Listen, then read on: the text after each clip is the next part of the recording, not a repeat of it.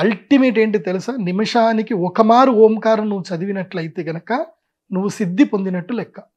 ఒక నిమిషం పాటు ఓంకారం అనగలగాలి. బ్రీత్ ఒక 15 సెకండ్లు తీసుకొని ఓంకారాన్ని ఒక నిమిషం పాటు చదవాలి. 60 నిమిషాలు 60 సెకండ్లు బయటకు రావాలి. అది వచ్చింది అంటే నీకు కుండలిని సిద్ధి జరిగినట్టు లెక్క. అద్భుతంగా ఉంటుంది. ప్రాక్టీస్ చేయాలి. సో ఇలా ఓంకారాన్ని ప్రతిరోజు 108 సార్లు గట్టిగా చదవాలి. ఎలా చదవాలంటే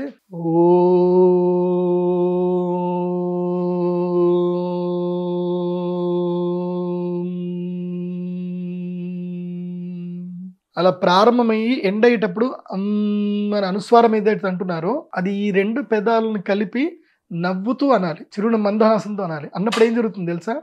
ఇక్కడ ఈ 2 పెదాలకు మధ్యన ఒక వైబ్రేషన్ వస్తుంది. ఆ వైబ్రేషన్తో మీకు కొంచెం దురద అనిపిస్తుంది కూడా. అలా వైబ్రేషన్ రావాలి.